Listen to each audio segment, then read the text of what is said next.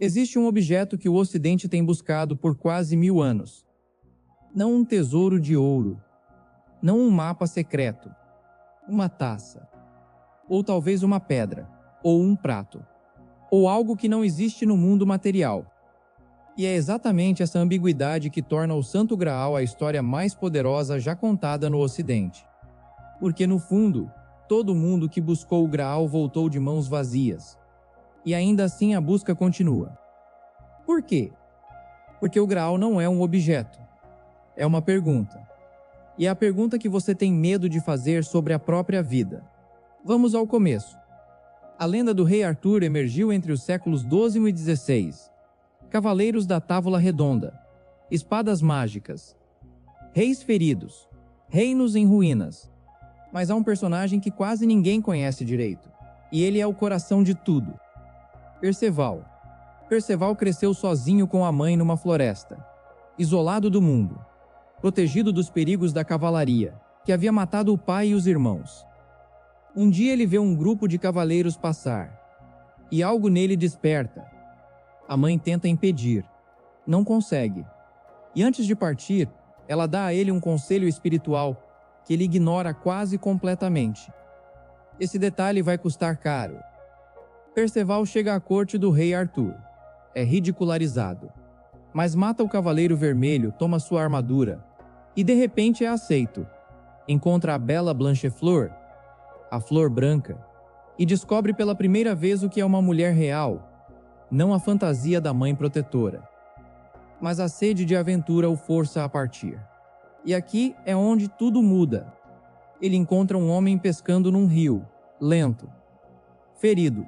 O rei pescador, guardião do Graal, com uma ferida nas coxas que o deixa impotente e paralítico. Seu reino é um deserto. Ele não pode andar. Então pesca enquanto espera o escolhido que vai curá-lo. O rei pescador convida Perceval para seu castelo, que aparece do nada. Naquela noite, uma procissão misteriosa atravessa a sala do jantar. Uma lança branca de cuja ponta pinga sangue. Candelabros de ouro. E então, um graal dourado cravejado de pedras preciosas, que emite uma luz tão brilhante que apaga o brilho das velas. Perceval observa tudo em silêncio, e não pergunta nada. Por quê? Porque seu mentor havia lhe ensinado que fazer muitas perguntas era tolo e indigno de um cavaleiro. Ele seguiu a regra. E errou completamente. Na manhã seguinte, o castelo estava vazio. O rei havia sumido. E quando Perceval saiu, a ponte levadiça subiu atrás dele, impedindo o retorno. Ele nunca mais encontrou o castelo. Pense no que isso significa. Perceval estava no lugar certo, no momento certo, diante do mistério que buscava.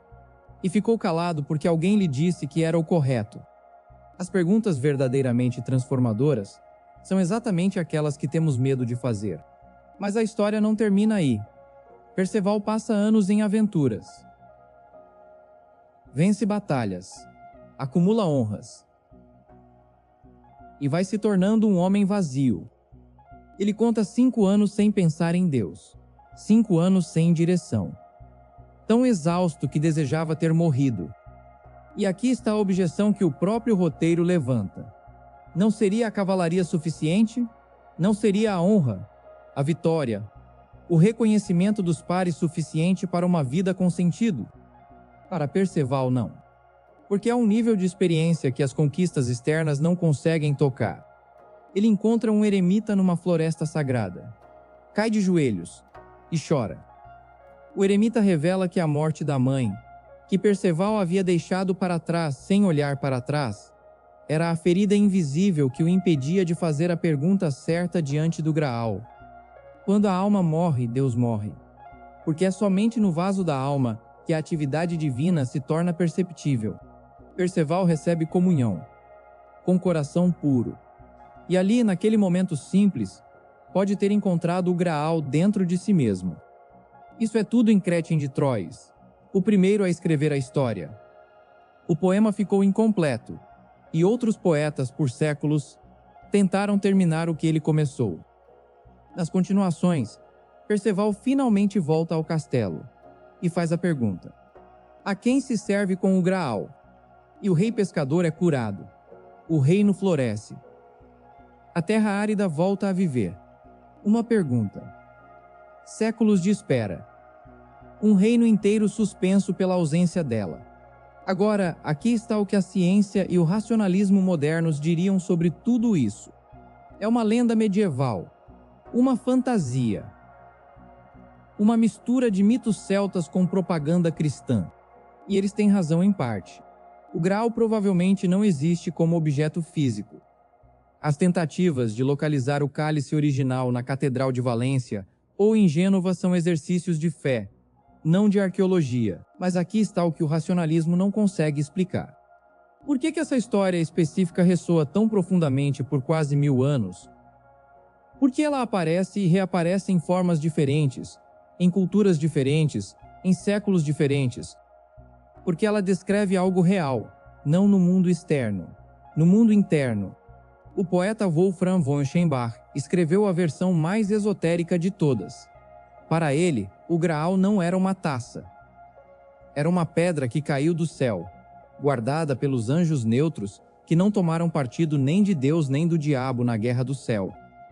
Anjos que se recusaram a participar da divisão dos opostos, que tentaram manter a unidade original. E essa pedra é paralela ao que os alquimistas chamavam de lapis philosophorum, a pedra filosofal, e não é feita de ouro.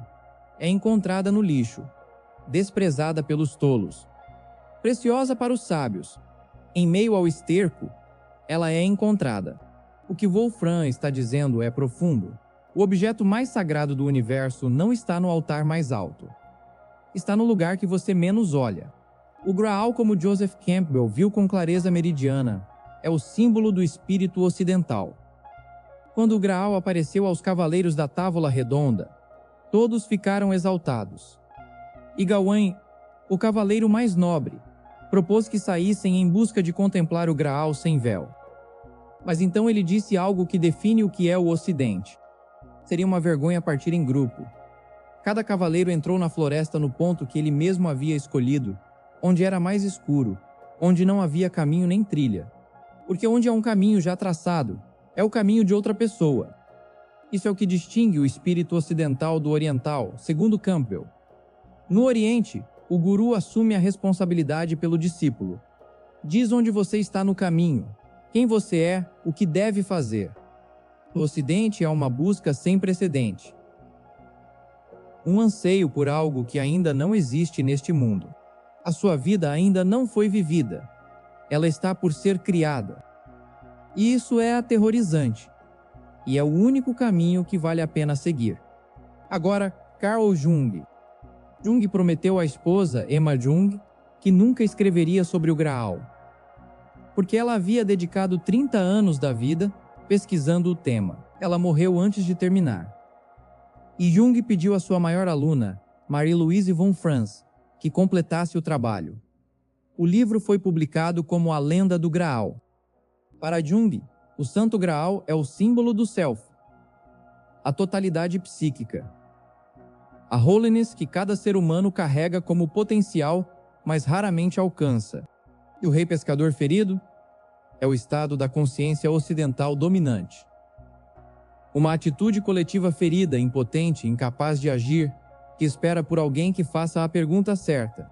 Mas aqui está a tensão central que Jung identifica e que quase ninguém menciona. O problema não é falta de espiritualidade. É espiritualidade unilateral. Cristo representa o lado luminoso do Self, puro. Bom, sem sombra. E isso, paradoxalmente, é o problema. Porque quando você amputa a sombra, ela não desaparece. Ela se acumula no inconsciente e eventualmente explode. A terra árida do rei pescador é o resultado de uma consciência que escolheu apenas a luz e negou a escuridão. O Graal é o símbolo que contém os dois.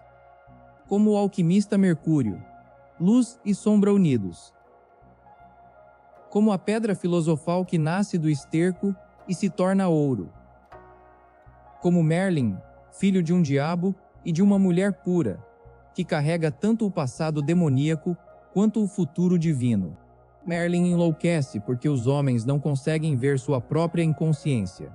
Então ele se retira para a floresta, com 70 janelas abertas para o céu, observando estrelas e cantando sobre o que está por vir. É a figura do que Jung chamaria de velho sábio, aquele que vê o que ninguém mais consegue ver, e que exatamente por isso não pode ficar entre os homens. E então há Galahad, o cavaleiro mais puro já criado na literatura ocidental, filho de Lancelot, destinado ao Graal desde antes do nascimento. Galahad encontra o Graal e morre. Os outros 2 cavaleiros que testemunham o Graal são cegados pela luz. Não estavam prontos. Não há atalho para a iluminação. Sabedoria não conquistada não é sabedoria. Mas aqui está a pergunta final que esse mito faz diretamente a você. Qual é a pergunta que você tem medo de fazer? Não sobre o mundo, sobre você. Perceval ficou em silêncio diante do Graal porque lhe disseram que perguntas eram indisciplina. Resultado, um rei que continua ferido, um reino que continua árido, anos perdidos em conquistas vazias. Quantas versões do Rei Pescador existem na sua vida? Feridas que você não pergunta sobre. Partes de você que esperam para serem vistas. O Graal está no lugar mais escuro da floresta, onde não há caminho, onde ninguém foi antes, onde você tem que entrar sozinho. Não é uma busca coletiva. Nunca foi. É uma busca que ninguém pode fazer por você. E o que torna essa história imortal não é o objeto no final. É a jornada de quem teve coragem de perguntar.